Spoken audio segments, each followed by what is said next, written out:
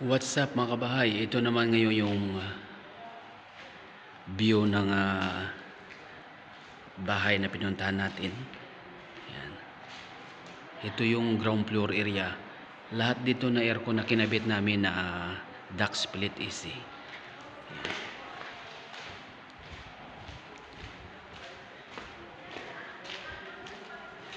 Tapos ito yung toilet niya mga kabahay. Tapos dito duct AC din yung nilagay namin diyan. Yan. Tapos ito yung inside kitchen niya. Cassette AC yung nilagay namin. Ayan, nakakabit na yung unit. Yan. Tapos mayroong kwarto to sa ground floor. Nag-iisang kwarto sa ground floor. Yan. Tapos may toilet din dito sa wash area. Yan.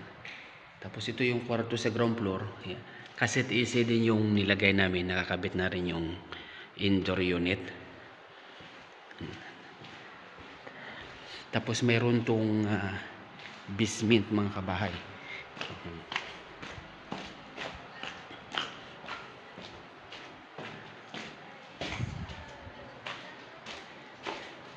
Yan, ito yung basement area.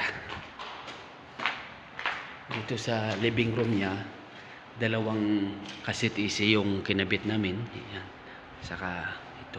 Ang lawak dito ng living room niya sa basement area mga kabayan. Yan. Tapos may toilet din dyan.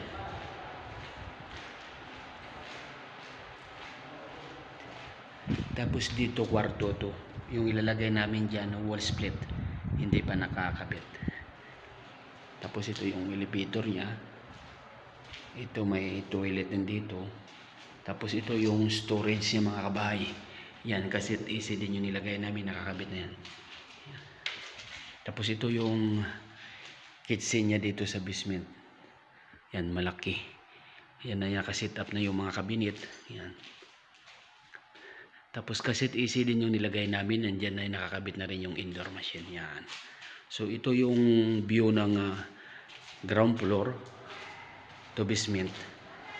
Ngayon pupunta tayo ng first floor. Ito naman mga kabahay yung view ng first floor area. Pag akyat mo sa hagdan, kaharap mo agad yung elevator. Tapos dito, duct split din yung aircon na nilagay namin dito. Yan. Tapos dito, kwarto. Ito yung unang kwarto dito sa first floor. Yan. Split AC yung ilalagay namin dyan. Tapos ito yung koridor, yung design niya mga kabayan. Split AC din yung ilalagay namin dito.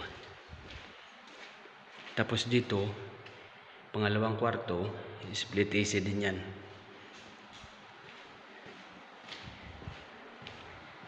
Tapos ito yung pangatlo, cassette AC. So lahat na kwarto nila dito mga kabahay, mayroon talaga sariling toilet. Tapos ito yung pang-apat. Split AC din nilalagay namin dyan. Yan. Ganito siya kalaki. Tapos ito naman yung master bedroom. Sa master bedroom, dalawang duct split AC yung kinabit namin dito. Ganito yung design niya mga kabahay. Ang daming ilaw. Yan, ilaw lahat yan, nakakabit na yan. Tapos may malaking salamin dyan.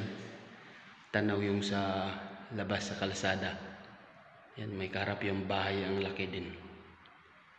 Tapos ito yung dressing room niya.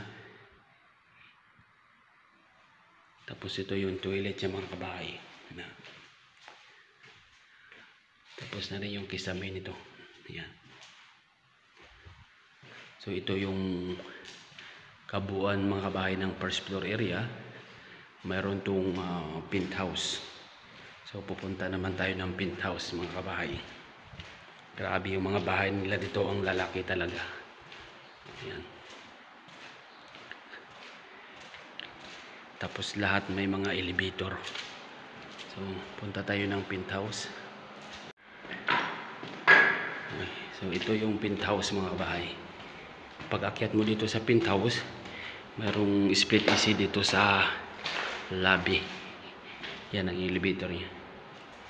Tapos ito, toilet. Dito yung labahan nila, laundry. Tapos mayroon ditong kwarto. Saka ito yung storage.